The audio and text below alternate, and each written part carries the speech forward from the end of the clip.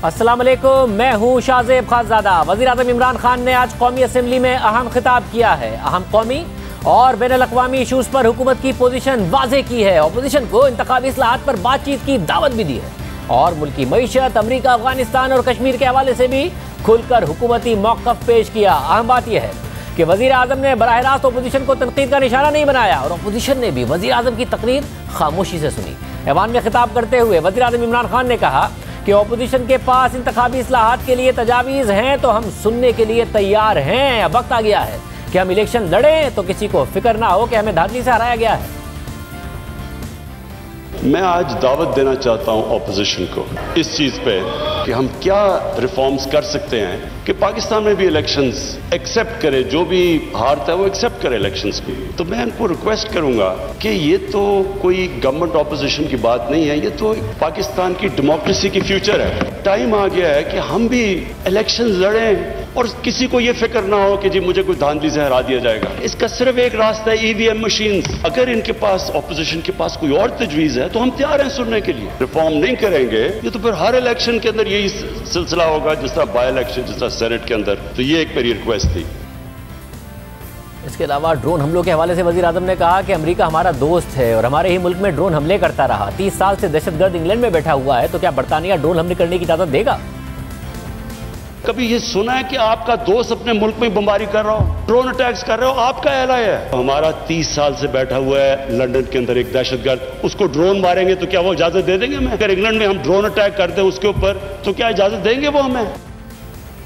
अफगानिस्तान की सूरत हाल दिन ब दिन बिगड़ती जा रही है। वज़ीर आज़म ने आज तकरीर में इस हवाले से भी बात की और कहा कि वहाँ कोई हमारा फेवरेट नहीं है। जो अफगान अवाम चाहते हैं हम उनके साथ हैं। हम अफगानिस्तान में कोई स्ट्रेटेजिक डेप्थ नहीं चाहते। साथ ही वज़ीर आज़म इमरान खान ने पैगाम दिया कि हम अमेरिका के साथ अमन में तो इत्तेहादी हो सकते हैं लेकिन तनाज़े में नहीं। हमारा और अमेरिका का इस वक्त इंटरेस्ट है वो एक ही अफगानिस्तान। शुक्र है इतनी देर के बाद इस नतीजे पे आ गए हैं कि अफगानिस्तान में मिलिट्री सोल्यूशन नहीं है। जल्दी आ जाते तो शायद इतना ज्यादा खून ना होता। जब फैसला किया कि जी कोई मिलिट्री सोल्यूशन नहीं है, एग्जिट डेट दे दी कि हम जा रहे हैं। अब जब वो जा रहे हैं तो पाकिस्तान को कह रहे हैं कि जी किसी तरह अब उनको टेबल पे ले आओ। हमारे पास क्या लीवरेज है उनको टेबल पे ना, सिवाय कि उनके कोई खानदान यहाँ बसे हुए हैं? क्या उनके खानदानों को पकड़ के जेलों में डाल दें? क्या करे? और पाकिस्तान तो सिर्फ उनको कह सकता है ना कि मिलिट्री सोल्यूशन के ऊपर अगर आप जाएंगे तो वहां सिविल वॉर लंबी हो जाएगी। सिविल वॉर लंबी होगी, अफगानिस्तान की भी तबाही है और पाकिस्तान उसके बाद वो मुल्क है जिसको नुकसान होगा। लेकिन इसके बाद जब वो डेट दे चुके हैं, इससे ज्यादा हम लीवरेज क्या करें? तो हम तो चाहते हैं अमन हो। हम ना कोई स्ट्रेटेजिक डेप्थ चाहते हैं अफगानिस्तान में, ना कोई फेवरेट्स चाहते हैं, ना हम कोई पार्टीज को चूज करना चाहते। जो अफगानिस्तान के लोग चाहते हैं हम उनके साथ हैं। पार्टनर्स इन पीस तो अमेरिका के साथ हो सकते हैं और हमेशा रहेंगे। हम पार्टनर्स इन कॉन्फ्लिक्ट नहीं हो सकते। वज़ीर आज़म ने ऐलान किया कि हम कश्मीरियों के साथ खड़े हैं। 5 अगस्त का इक़दाम वापस होने तक भारत से सिफारती ताल्लुकात बहाल नहीं होंगे। जब तक हम हिंदुस्तान से डिप्लोमेटिक रिलेशनशिप बहाल नहीं होगी, जब तक जो 5 अगस्त के उन्होंने जो कदम उठाए वो वापस नहीं लेंगे, तब तक कोई। वज़ीर आज़म का अफगानिस्तान और कश्मीर के हवाले से बयान एक ऐसे वक्त में सामने आया है जब कल ही अफगानिस्तान, भारत और मुल्क की दाखिला सिक्योरिटी की सूरत हाल पर पार्लियामेंट में पाकिस्तान की सियासी और फौजी क़यादत का अहम इन कैमरा इजलास होगा, जिसमें हुकूमत और अपोजिशन जमातों के अहम रहनुमा शरीक होंगे और अस्करी क़यादत अफगानिस्तान समेत अहम मामलात पर ब्रीफिंग देगी। दूसरी तरफ वज़ीर आज़म की तकरीर से पहले कौमी असम्बली का माहौल कशीदा रहा। चेयरमैन पीपल्स पार्टी बिलावल भुट्टो जरदारी और वज़ीर ख़ारजा शाह महमूद कुरैशी के दरमियान सख्त जुमलों का तबादला हुआ। बिलावल साहब को मैं दरखास्त करता हूं, आ जाए। मैं कहता हूं बिलावल साहब आ जाए।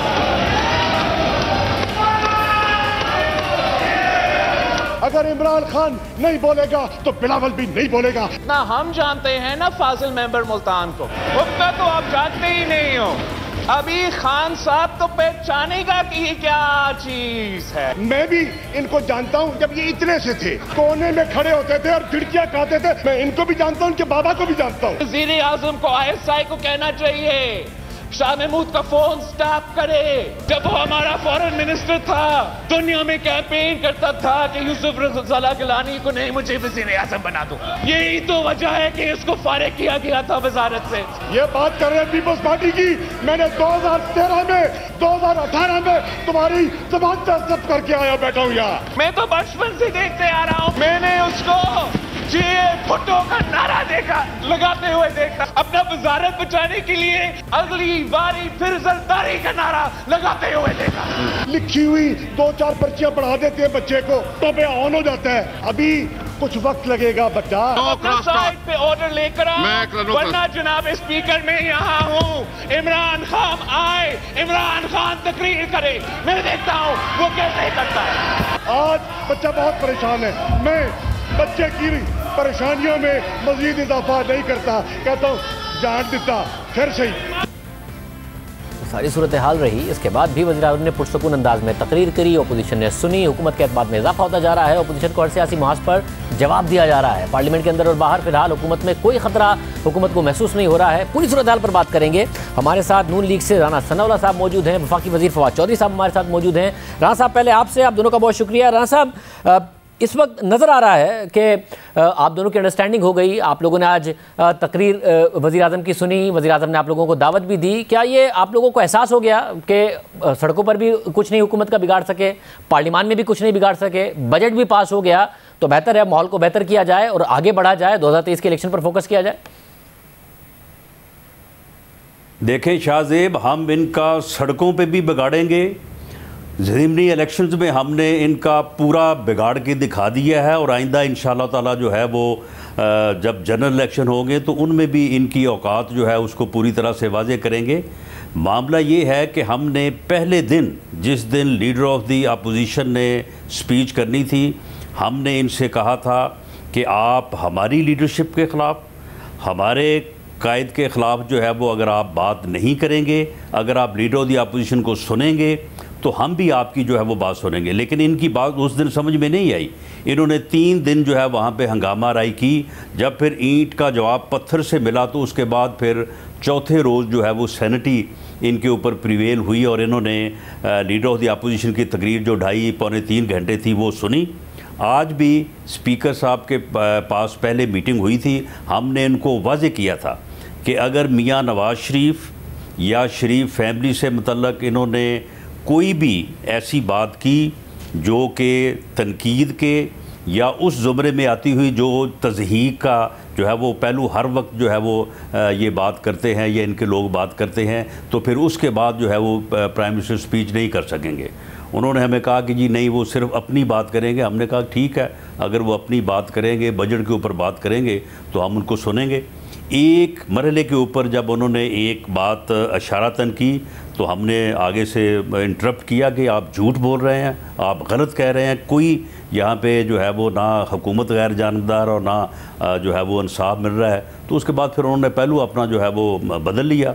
तो ठीक है, इस तरह से अपनी बात एक जो है वो दायरे में और एक जो है वो लिमिट में करें तो उसके ऊपर एतराज़ नहीं है। लेकिन ये नहीं हो सकता कि वो अपनी बात करें और उसके साथ जो है वो हमारी लीडरशिप को जो है वो जिस तरह से जो नैरेटिव ये बनाते रहे हैं उस तरह की बात करें। ये बात हाउस में नहीं होने देंगे। मगर साहब, ये वाज़े तौर पर नज़र आ रहा है कि वज़ीर आज़म को ये समझ में आ गया है कि मेरे इस टेन्योर में ये ओपोजिशन मेरा कुछ नहीं बिगाड़ सकती है, तो आगे की बात करते हैं। वरना वो बात भी नहीं करते थे आपसे, वो दावत दे रहे हैं आपको इलेक्शन रिफॉर्म्स पर बात करने की। यानी उनकी अपनी नज़रें अब 2023 के इलेक्शन पर हैं, उन्हें लगता है वही ज़्यादा बड़ा चैलेंज है। तो इसका फ़ायदा उठाएं, अगर दावत दी है रिफॉर्म्स पर, हुकूमत के साथ बैठें और इलेक्शन रिफॉर्म्स करें ताकि पाकिस्तान में कम से कम गैर मुतनाज़ इलेक्शन की बुनियाद पड़े। शाहजेब, ये 2023 तक तो ये खुद भी नहीं जाने वाले। ये इन्होंने जो है ये इलेक्शन बजट दिया है, अगले बजट से पहले इन्होंने इलेक्शन करवाना है। ये हमें भी समझ है और हम भी उसकी जो है वो पूरी तरह से तैयारी इंशाअल्लाह ताला जो है वो कर भी रहे हैं और की भी हुई है। बाकी जहाँ तक उन्होंने बात की है, हाँ आज उन्होंने ये बात कही है कि जो यानी वोटिंग मशीन्स हैं तो उसके ऊपर हमारा ये मौक़िफ़ है, लेकिन हम अगर आपके पास कोई तजवीज़ है तो हम उसके ऊपर भी गौर करने को तैयार हैं। वरना पहले तो कहते थे कि मैं किसी और बात पे गौर करने को तैयार नहीं हूँ। तो ठीक है, आएँ इलेक्शन कमीशन के पास बैठें, वहाँ पे हम भी अपनी तजावीज़ देंगे, ये भी अपनी तजावीज़ ले आएँ। वहाँ पे बैठ के जिस तरीक़ाकार के ऊपर कंसेंसस होगा, कौन नहीं चाहता कि वोटिंग का अमल जो है वो फ्री हो, फेयर हो, ट्रांसपेरेंट हो, और उसके लिए जिसके ऊपर कंसेंसस होगा उसके मुताबिक जो है वो अमल करने को सभी जो है वो तैयार हैं। राणा साहब, इलेक्शन कमीशन में क्यों, पार्लियामेंट में क्यों नहीं? आप तो पार्लियामेंट को मजबूत बनाने की बात करते थे। जब वजीर आजम फ्लेक्सिबिलिटी भी दिखा रहे हैं कि अगर आपकी बात दुरुस्त हुई तो वो मान ली जाएगी, तो पार्लियामेंट में हुकूमत के साथ बैठे, पार्लियामेंट को मजबूत करें, वहां पर कानून साजी करें। नहीं, हम बराह रास्त हुकूमत से बात करने को तैयार नहीं हैं, क्योंकि हमें इनके ऊपर कोई एतमाद नहीं है। और फिर ये भी करते हैं कि फिर ये कहते हैं कि जी हमसे तो NRO जो है वो मांगा जा रहा है। हालांकि NRO जो है वो ये जो है वो आमिर कियानी को दे सकते हैं, जहांगीर तरीन को दे सकते हैं, जुल्फी बुखारी के लिए NRO है, मालम जबा वालों के लिए NRO अपोजिशन को तो कहते हैं ना किसी ने मांगा है, और ये कहते हैं कि जी मैं दूंगा नहीं। इसलिए इलेक्शन कमीशन एक इंडिपेंडेंट अदारा है और इलेक्शन फ्री फेयर करवाना उसकी आइनी जिम्मेदारी है। वहाँ पे बैठ के इलेक्शन को फ्री और फेयर बनाने के लिए जो है वो बात हो सकती है, और वहाँ पे हम बैठने को तैयार हैं। मौलाना साहब, 3 महीने पहले सूरत हाल ये थी, आप लोग सड़कों पर थे, बार बार हुकूमत को डेडलाइंस दे रहे थे। आज सूरत हाल ये है कि आप वज़ीर आज़म की पार्लियामेंट में बैठ के तकरीर सुन रहे हैं, वो अफगानिस्तान पर अपनी पॉलिसी क्लियर कर रहे हैं। आप कहते हैं बेसिस दे देंगे, वो बता रहे हैं बेसिस नहीं दी जाएंगी। वो कश्मीर के हवाले से अपनी पॉलिसी बता रहे हैं। आज वो ये बता रहे हैं कि मईशत बेहतरी की सिमत में जा रही है। तो सियासी तौर पर आपको मुकम्मल तौर पर चित नहीं कर दिया है वज़ीर आज़म ने? नहीं, ज़बानी कलामी तो ये सारा कुछ ही बताते रहते हैं। जिन्होंने अड्डे दिए थे उन्होंने कब कहा था कि हमने अड्डे दिए हैं? उन्होंने भी 2 टोक ही ये कहा था कि हम जो है वो अड्डे नहीं देंगे। वो भी 2 टोक अंदाज में ही जो है वो हर चीज़ की जो है वो मजम्मत किया करते थे।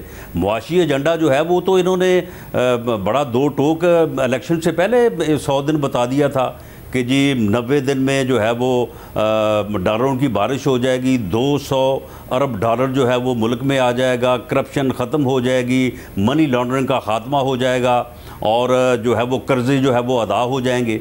तो हुआ तो कुछ भी नहीं है। ये ज़बानी कलामी है ना। आज 3 साल बाद आप मुझे ये बताएं कि उनकी आज की स्पीच में कोई एक बात ऐसी है कि उन्होंने ये कहा हो कि हमने 3 साल में ये अचीव किया है? कोई एक सिंगल मेगा प्रोजेक्ट का उन्होंने नाम लिया है कि हमने ये मेगा प्रोजेक्ट जो है वो मुकम्मल किया है? कोई उन्होंने एक सिंगल मेगा प्रोजेक्ट का नाम लिया है कि इसका हमने संगे बुनियाद रख दिया है? सिर्फ ज़बानी कलामी जो है वो ये बातें 3 साल पहले भी ये कर रहे थे, आज भी 3 साल बाद वही ज़बानी कलामी बातें कर रहे हैं। कोई उन्होंने बताया कोई तरीका कि जिस तरीके से गैस की कीमतें कम होगी, आम आदमी को बिजली जो है वो सस्ती मिलेगी, आम आदमी के लिए आटा जो है वो सस्ता होगा, आम आदमी के लिए चीनी जो है वो सस्ती होगी, आम आदमी के लिए अद्वियात की कीमतों में कमी आएगी? कोई एक स्टेप। ये ज़बानी कलामी जो है, ये राम कहानियाँ जो है, यही इन्हीं के ऊपर जो है वो इन्होंने इलेक्शन लड़ा था, और अब उन्हीं के ऊपर ये काम चलाना चाहते हैं। तो अब ये काम नहीं चल सकेगा। कोई लोग जो हैं वो एक दफ़ा तो कुछ लोगों ने धोखा खाया, अब बार बार जो है वो पब्लिक एट लार्ज लेवल पे कोई इनसे धोखा नहीं खाएगा। बहुत शुक्रिया साहब की गुफ्तगू आपने सुनी। फवाद चौधरी साहब हमारे साथ बने। फवाद चौधरी साहब बहुत शुक्रिया। फवाद चौधरी साहब, हुकूमत फ्लेक्सिबल हुई है क्योंकि आपकी तरफ से तो मामला सेनेट में चला गया था, तो क्या आप यहाँ तक भी फ्लेक्सिबल होंगे कि इलेक्शन कमीशन में के सामने अपोजिशन के साथ बैठकर बात कर लें ताकि मामला कम से कम आगे बढ़ सके जब माहौल अच्छा हुआ है? या आप समझते हैं पार्लियामेंट में ही होगी बात? राना सनाउल्लाह साहब कह रहे हैं कि भरोसा नहीं है हुकूमत पर। देखिए, मुझे तो समझ नहीं आती है, या तो ये जो लोग आए हैं इनको बिल्कुल ही कुछ इल्म नहीं है निज़ाम का, और या फिर ये पार्लियामेंट को जानबूझ के अंडरमाइन करना चाहते हैं। मुझे आप बताइए कि जो सियासी इस्लाहात हैं जिसके लिए लेजिस्लेशन करनी है, इलेक्शन कमीशन का उससे क्या ताल्लुक है? इलेक्शन कमीशन एग्जीक्यूशन आर्म है जो तय करना कि इस्लाहात क्या होनी चाहिए, निज़ाम क्या होना चाहिए, इलेक्शन कैसे कंडक्ट कराना चाहिए, ये पार्लियामेंट का काम है। आप पार्लियामेंट में बैठेंगे या आप सारे मुंह उठा के इलेक्शन कमीशन में चले जाएंगे?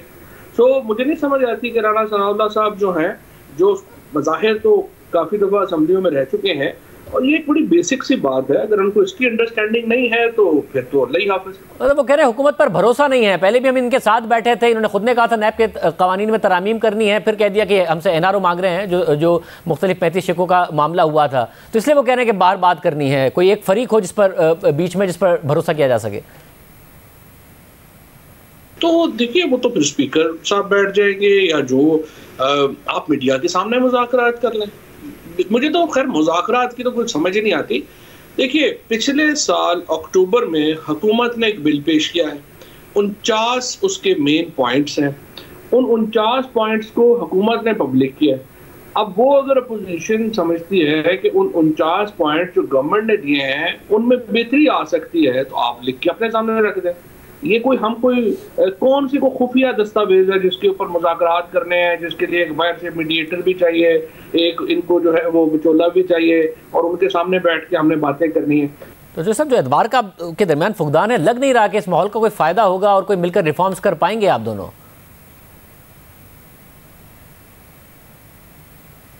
अनफॉर्चुनेट है जो सबसे ज्यादा वो ये है कि अपोजिशन कोई तैयारी नहीं करती, ना उन्होंने कभी कोई एक लफ्ज पढ़ा है, ना उन्होंने कभी भी बजट डॉक्यूमेंट में भी आप अपनी अगर टीम को ये कहेंगे कि सिर्फ एक कोलाज बना लें कि अपोजिशन ने कोई सब्सटेंटिव तकरीर की हो जिसकी बुनियाद के ऊपर कोई लगे कि उन्होंने कोई एक, चाहे वो बिलावल साहब हों चाहे शहबाज शरीफ साहब हों, कि उन्होंने कुछ बजट पढ़ के ही तकरीर की है, तो मैं आपको यकीन दिलाता हूँ आपकी टीम नहीं बना सकेगी।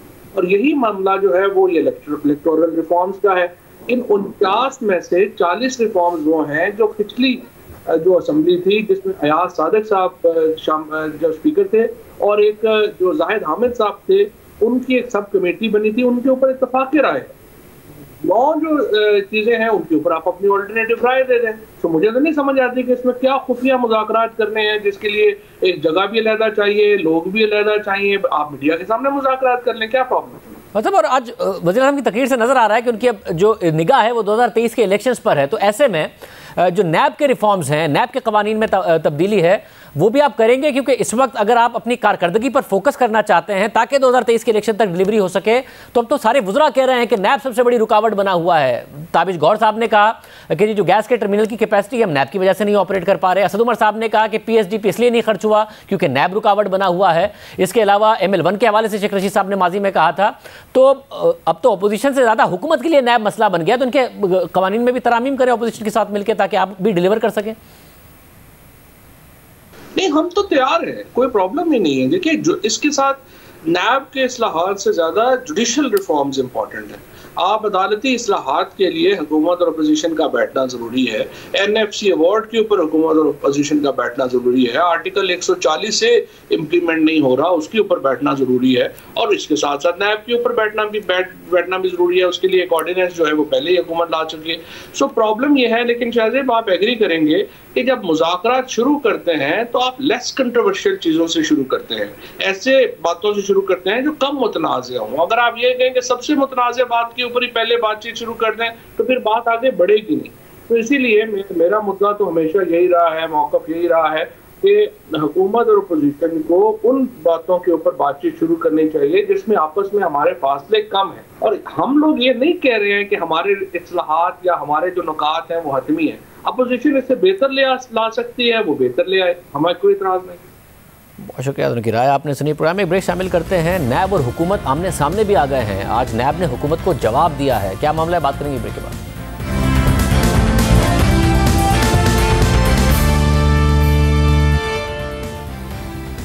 नैब और हुकूमत आमने सामने आ रहे हैं। नैब अपोजिशन के लिए नहीं बल्कि अब हुकूमत के लिए परेशानी की वजह बन रही है। हुकूमती कामों में रुकावटें पैदा कर रही है और मुश्किलात खड़ी हो रही हैं। वुज़रा नैब पर तनकीद कर रहे हैं और आज नैब का जवाब भी आया है। गुज़िश्ता रोज़ वज़ीर आज़म के मौमन ख़ुसूसी ताबिश गौहर ने कराची में सनतकारों से खिताब किया, गैस बहरान पर बात की। साथ ही उन्होंने कहा कि LNG के पहले टर्मिनल से इजाफी गैस हासिल नहीं की जा रही क्योंकि नैब सुई सदन गैस कंपनी को खत लिखकर इजाफी गैस के इस्तेमाल से रोक रहा है। नैब का जिक्र आया, बिल्कुल 100% ये दुरुस्त बात है कि नैब का खौफ है। अगर कोई शख्स इस बात का इनकार करता है तो वो पाकिस्तान में नहीं रह रहा। नैब का खौफ इसलिए है कि जो पहला टर्मिनल है उस पे नैब का केस अभी भी चल रहा है, सबके इल्म में है। और नैब की चिट्ठियाँ हैं सुई सदन को कि अगर आपने इनके साथ कोई मजीद मुआहदा किया एक्सेस कैपेसिटी के हवाले से या किसी और हवाले से, इनका कॉन्ट्रैक्ट खोला फिर से, तो आप नैब की गिरफ्त में आ जाएंगे। ये एक बुनियादी मसला है कि नैब की वजह से बहुत से फाइलें और काम जो जायज़ हैं, जो होने चाहिए, रुकें। ताबिश गौहर के इस बयान पर नैब का रद्दअमल सामने आया। नैब के एलामिये के मुताबिक नैब ने मुआवने ख़ुसूसी बराए तवानाई और पेट्रोलियम ताबिश गौहर के FPCCI में नैब के बारे में रिमार्क्स मुस्तरद करते हुए कहा है कि मुआवने ख़ुसूसी का बयान ना सिर्फ हक़ाइक़ के मुनाफी, मन घड़त और बेबुनियाद है, बल्कि उन्होंने अपने गुमराहकुन बयान के लिए बिजनेस कम्युनिटी में नैब के बारे में मनफी तासुर उजागर करने की कोशिश की। और अदालत में नैब के कानून के मुताबिक दायर LNG रेफरेंस पर असरअंदाज होने के साथ साथ मज़कूरा रेफरेंस में शामिल मुल्जिमान को फायदा पहुंचाने की मुबैना कोशिश की है। नैब के मुताबिक ताबिश गौहर के बयान की मुकम्मल कॉपी पेमरा से सरकारी तौर पर हासिल करके इसका जायजा लेने का फैसला किया है। इस सिलसिले में कानून अपना रास्ता खुद बनाएगा। हुकूमत मुसलसल ये दावा कर रही है कि नैब की वजह से पहले टर्मिनल से इजाफी गैस हासिल नहीं की जा रही। 25 जून को हमारे प्रोग्राम में यही बात ताबिश गौहर ने कही। फिर पीर को हमारे ही प्रोग्राम में हम्माद अजहर ने भी ताबिश गौहर के दावे की तस्दीक की और फिर आज सेक्रेटरी पेट्रोलियम ने भी यही बात कही। सेनेट की कायमा कमेटी बराए पेट्रोलियम को ब्रीफिंग देते हुए सेक्रेटरी पेट्रोलियम ने कहा कि नैब के खौफ की वजह से 2 LNG टर्मिनल से मुआहदे से ज़्यादा गैस हासिल नहीं कर सकते। इस हवाले से हमने नैब का मौक़िफ़ लेने की कोशिश की और नैब तर्जुमान से पूछा कि हुकूमत मुसलसल ये कह रही है कि नैब केस की वजह से एंग्रो के टर्मिनल से इजाफी गैस हासिल नहीं की जा सकती, जिसकी वजह से गैस की कमी हो रही है और मुल्क को अरबों रुपए का नुकसान हो रहा है। क्या आप इस बात की तस्दीक करेंगे कि नैब का केस हुकूमत को LNG टर्मिनल से इजाफी गैस लेने से रोक रहा है? हमारे सवाल का नैब के तर्जुमान ने जवाब नहीं दिया। हमने फिर नैब के मौक़िफ़ के लिए उनसे दोबारा रब्ता किया तो उन्होंने नैब की आज की प्रेस रिलीज भेज दी। हमने फिर नैब तर्जुमान को प्रोग्राम में शिरकत की दावत दी और पूछा कि अगर ये सच है कि नैब के इसकी वजह से एंग्रो टर्मिनल की इजाफी कैपेसिटी इस्तेमाल नहीं हो रही और सेक्रेटरी पेट्रोलियम ने भी ये इल्ज़ाम दोहराया है, तो क्या आप इस हवाले से हमें मालूमात फराहम करेंगे? इस पर नैब तर्जुमान ने जवाब दिया कि नैब का केस इस वक्त अदालत में है। कानून के मुताबिक अंडर ट्रायल केस पर बात करना मुनासिब नहीं है। फिर हमने नैब तर्जुमान से पूछा कि ताबिश गौहर ने खास तौर पर कहा है कि नैब ने SSGC को टर्मिनल की इजाफी कैपेसिटी इस्तेमाल न करने के हवाले से खत लिखे हैं, क्या ये दुरुस्त है? हमें लाइव शो में ज्वाइन करें और इस हवाले से हुकूमती हुक्काम की तरफ से लगाए गए दीगर इल्ज़ामात पर बात करें। तो इस पर नैब तर्जुमान ने कहा कि जब तक हम कोई दस्तावेज नहीं देख लेते हम तबसरा नहीं कर सकते। अब यानी ताबिश गौहर के जिस इल्ज़ाम पर, जिस बयान पर नैब ने नोटिस ले लिया और प्रेस रिलीज में नैब के कवानीन के तहत कानूनी चाराजोई करने का इशारा दे दिया, नैब ने उसकी दस्तावेज ही नहीं देखी हैं कि नैब ने ताबिश गौहर के मुताबिक SSGC को खत लिखे भी हैं या नहीं। दस्तावेज नहीं देखे हैं मगर ताबिश गौहर के खिलाफ प्रेस रिलीज जारी करके कानूनी चाराजोई का इशारा जरूर दे दिया है। मगर ये पहली बार नहीं है। इससे पहले भी हुकूमत नैब के हवाले से काम में रुकावटें डालने की शिकायत करती रही है। हुकूमत ने IPPs के साथ मुआहदा किया और फिर इस मुआहदे का क्रेडिट लिया, मगर जब मुआहदे के तहत IPPs को पहली अदायगी वक्त पर ना हो सकी और ये खबरें सामने आई कि नैब के खौफ की वजह से पेट्रोलियम मिनिस्ट्री और फाइनेंस मिनिस्ट्री के अफसरान फाइलों पर दस्तखत नहीं कर रहे और फिर हमारे प्रोग्राम में वज़ीर आज़म के मामले खुसूसी ताबिश गौहर ने इस बात की तस्दीक की। ये अगर मामला नहीं आगे बढ़ सका और कल पेमेंट नहीं हुई तो वो नैब की क्लीन चिट की वजह से ही है जिसका आपको इंतजार है, और अगर ये 70 दिन के अंदर भी नहीं आई तो फिर मुआहदा खतरे में भी पड़ सकता है, इसलिए जल्द से जल्द हो जाए तो बेहतर है।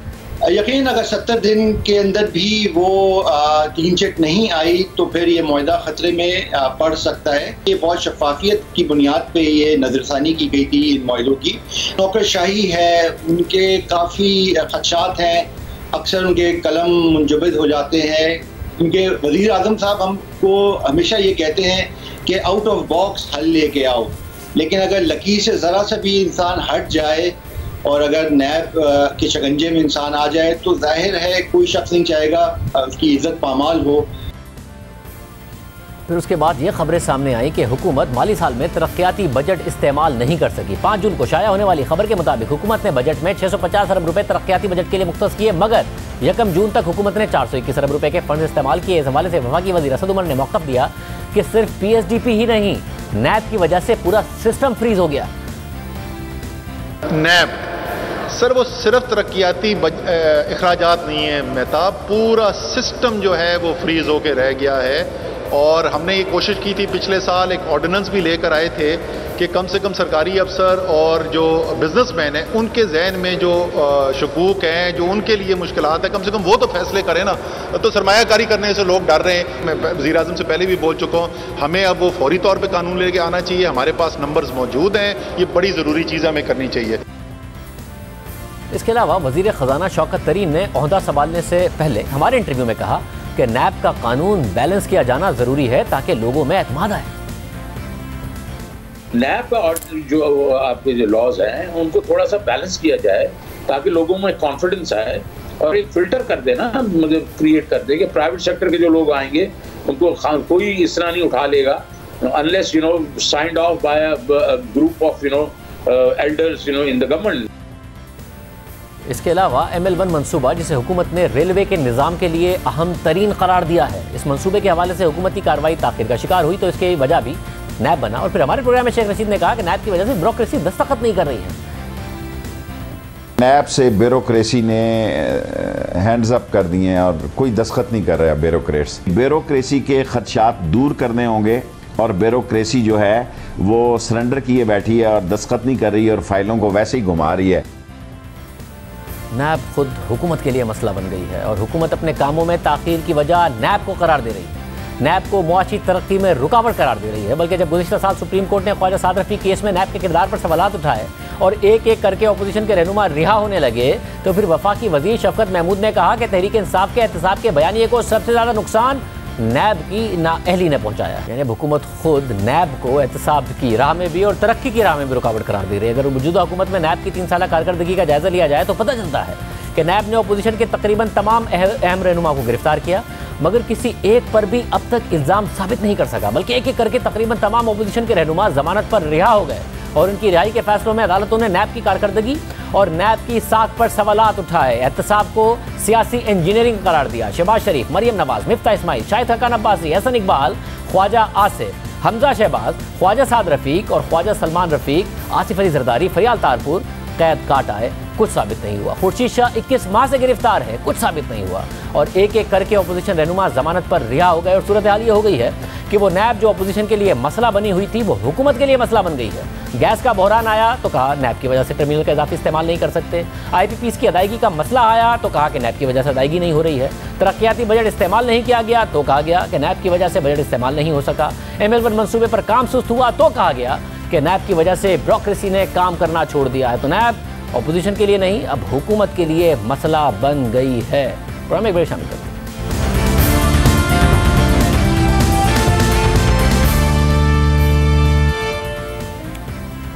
कराची में 2 हफ्ते से तजावुजात के खिलाफ ऑपरेशन जारी है। मुतासरीन अपने सामने अपनी अमलाक को गिरता देख रहे हैं मगर कुछ नहीं कर पा रहे हैं।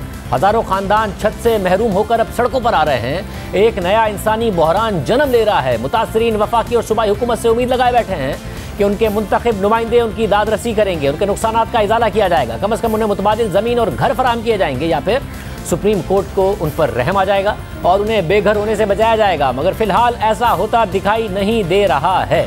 आज मुशीर वज़ीर आला सिंध मुर्तज़ा वहाब ने ऐलान किया कि तजावुजात के खिलाफ ऑपरेशन के मुतासरीन को सिंध हुकूमत मुतबादिल ज़मीन फराहम करेगी। जिनका 80 गज का प्लॉट होगा उन्हें 80 गज का मुतबादिल प्लॉट दिया जाएगा। इस मामले पर एक कमीशन बनाया जाएगा जो मुनासिब हल निकालने के लिए हुकूमत को तजावीज़ देगा। मुर्तज़ा वहाब ने यह भी कहा कि इस्लामाबाद में रेगुलराइजेशन हो सकती है तो कराची में क्यों नहीं हो सकती। सिंध हुकूमत ने ऐलान तो किया है कि मुतासरीन को मुतबादिल ज़मीन दी जाएगी, मगर सवाल यह है कि ज़मीन मिलने के बाद इस पर घर कौन बनाएगा। कमीशन कैसे तय करेगा कि मुतासरीन को कौन सी जगह पर मुतबादिल ज़मीन फराहम की जाएगी। हम सवाल ये भी है कि नस्ला टावर के मामले पर सिंध हुकूमत क्या करेगी या उसके बाद दीगर इमारतें भी उसी तरह गिरा दी जाएंगी। इस सब पर बात करेंगे। मुर्तज़ा वहाब साहब हमारे साथ मौजूद हैं। मुर्तज़ा वहाब साहब बहुत शुक्रिया। मुर्तज़ा वहाब साहब, ये कैसे मामला आगे बढ़ेगा? ज़मीन दे देंगे, घर कौन बना कर देगा? वफाकी हुकूमत या सिंध हुकूमत? जो सबके सारे क्राइसिस के जिम्मेदार लोग हैं उनके खिलाफ कार्रवाई कौन करेगा? क्या ये भी कमीशन तय करेगा? क्या होगा मामला? शाहजेब 21 जून को जब शहीद मोहतरमा बेनज़ीर भुट्टो की सालगिरह की तकरीब थी कराची में, वहाँ पर चेयरमैन पीपल्स पार्टी ने सिंध गवर्नमेंट को इस हवाले से हिदायत दी थी कि हम लोगों को बेघर इस तरीके से नहीं कर सकते और हमें लोगों को मुतबादिल देने की ज़रूरत है। अदालतों का एहतराम है, अदालती फ़ैसलों को हमें फॉलो करना चाहिए, लेकिन जहाँ हम लोगों को रिलीफ दे सकते हैं हमें रिलीफ देने की ज़रूरत है। तो इसलिए ये एक स्ट्रैटेजी सिंध हुकूमत ने बनाई कि जो लोग अफेक्ट हो रहे हैं इस तमाम एंटी इंक्रोचमेंट ड्राइव से, उनको कम से कम ज़मीन की हद तक एक ऑल्टरनेट सिंध गवर्नमेंट दे।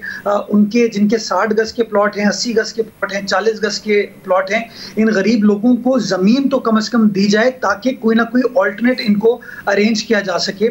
तो इन प्रिंसिपल सिंध गवर्नमेंट ने इस फैसले से मुत्तफिक है। हमने इसके ऊपर जो काम करने की ज़रूरत है as per the rules of business, वो एक प्रोसेस स्टार्ट कर दिया है और इसके साथ साथ हमने एक कमीशन भी बनाने का फैसला किया है जिसका बुनियादी मकसद ये होगा कि जो माजी में गलतियां हुई हैं, माजी की हुकूमतों से, सरकारी अफसरान से गलतियां हुई हैं, जिसमें एक आम शहरी ने उस सरकारी कागज़ को देखकर, उस सरकारी डॉक्यूमेंट पर भरोसा करते हुए अपनी जमा पूंजी लगाई और कोई किसी ने छोटा घर खरीदा, किसी ने दुकान खरीदी, किसी ने अपार्टमेंट खरीदा, तो उन लोगों को भी किसी न किसी तरीके से हमें सिक्योर करने की ज़रूरत है, उनको सपोर्ट करने की ज़रूरत है। और हम ये समझते हैं कि दुनिया भर में रेगुलराइजेशन का एक कॉन्सेप्ट है कि जहाँ पर कोई इलीगैलिटी हुई हो या इरेगुलरिटी हुई हो, उसको ख़त्म करने के लिए, उसको क्योर करने के लिए क्या इक़दाम उठाने की ज़रूरत है। And at the same time जिन लोगों ने वो गलत काम किया है उनके खिलाफ कार्रवाई भी होनी चाहिए और एक ऐसी पॉलिसी आने की ज़रूरत है कि मुस्तकबिल में इस तरह की गलत कार्रवाई ना हो। तो इस कॉन्टेक्स्ट को आगे लेते हुए एक कमीशन फॉर्म करने की सिंध गवर्नमेंट ने उसूली तौर पर फैसला किया है। मौलाना साहब, हमारे शो में सईद गनी साहब आए थे, उन्होंने कहा था कि ज़मीन हम देने को तैयार हैं, उस पर घर बनाकर वफाक को देना है, क्योंकि वफाकी हुकूमत की कमिटमेंट है और नया हाउसिंग यसम। तो आप वफाकी हुकूमत से आपको बात तो करें ना कि आप ज़मीन दे देंगे। ये लोग जो जिन्हें अपने घरों से निकाला जा रहा है उनके पास इतने पैसे थोड़ी होंगे कि वो इन पर घर भी फ़ौरन बना लेंगे। शाहजेब, ये हमने फैसला इसलिए किया कि हमें वफाकी हुकूमत से कोई उम्मीद नज़र नहीं आती। वो दावे कर देते हैं, वादे करते हैं, उसके बाद फिर इस तरह की प्रेस कॉन्फ्रेंस होती है या मीडिया पर बहस होती है, बट काम नज़र नहीं आता। तो हमने उसूली तौर पर फैसला ये किया कि हम अपने वसाइल में रहते हुए जो रिलीफ शहरी को दे सकते हुए कम से कम हम तो वो दें। तो ज़मीन हम उनको प्रोवाइड कर सकते हैं इसलिए कि वो हम अकेले काम कर सकते हैं, हमें उसमें कोई वफाक की मदद, कोई सपोर्ट नहीं चाहिए। तो हम वो ज़मीन उन लोगों को देंगे इस जांच के बाद कि किसका वो जेन्युइन डॉक्यूमेंट था, किसके पास वो कागजात थे। और इसलिए वो कमीशन तश्कील दिया जा रहा है कि मैं खुद बहैसियत हुकूमत इस बात का फैसला नहीं करूँ, एक इंडिपेंडेंट कमीशन मौजूद हो जिसके अंदर अच्छी साख के लोग हों जो चीज़ों की जांच पड़ताल करने के बाद गवर्नमेंट को एडवाइस करें। लेकिन government as a matter of policy ज़मीन देने को तैयार है कि ज़मीन सिंध की आवाम की अमानत है, ये शहरी हैं हमारे, हम इनको ज़मीन प्रोवाइड करें। साहब, बहुत शदीद क्राइसिस में हैं लोग, बहुत परेशान हैं लोग, आपको वफाक को बात करनी पड़ेगी उनका मसला फौरी तौर पर हल करने के लिए, वरना आप ज़मीन दे देंगे, घर बनाने के पैसे नहीं होंगे, उनके लिए फिर भी मसला बना रहेगा। शाहजेब, आप जितनी बार कहेंगे मैं बात करने को तैयार हूं, बट बात करने का कोई फायदा नहीं होगा। मैं समझता हूं कि जो लोग इस वक्त जिनके घर मुनहतिम कर दिए गए हैं, जिनके घर ख़त्म हो गए हैं, उनको कोई मुतबादिल देने की ज़रूरत है। अगर उनके पास ज़मीन ही नहीं होगी तो आप मुझे बताइए how can they proceed further. वज़ीर आज़म साहब बड़ी बात करते हैं कि जी हमने बैंकिंग सेक्टर को हाउसिंग के लिए खोल दिया है, तो परहैप्स ईजी इक़्तिसाद पर उनको कर्जे दिए जा सकते हैं और हम उसमें उनका केस लड़ सकते हैं, उनको सपोर्ट कर सकते हैं। लेकिन कम से कम जो पहली चीज़ है कि वो घर कंस्ट्रक्ट किस चीज़ के ऊपर करेंगे, ज़मीन के ऊपर करेंगे, वो ज़मीन हम उनको देने को तैयार हैं। और इसके अंदर हम कोई कंडीशन वफाकी हुकूमत के साथ नहीं लगाना चाहते। ये पीपल्स पार्टी का इनिशिएटिव है कराची वालों के लिए, ताकि उनको सिक्योर किया जा सके। आपने नसर टावर के मसले पर भी बात की और आपने बताया कि शारा फैसल पर पता नहीं कितनी इमारतें गिरानी पड़ेंगी। अब सुप्रीम कोर्ट का हुक्म है, क्या करे आवाम? उन्होंने वेरीफाई करके लीज देखकर अपने जमा पूंजी लगा के घर ले लिए हैं, क्या करें? उनके खिलाफ भी कार्रवाई होगी जिन्होंने ये किया? और क्या और भी इमारतें ऐसे ही गिरेंगी या इसका भी कोई हल निकालने की कोशिश की जाएगी? देखिए शाहजेब, अगर हम कहते हैं दो नहीं एक पाकिस्तान, तो मैं समझता हूँ एक कानून का इतलाक होना चाहिए।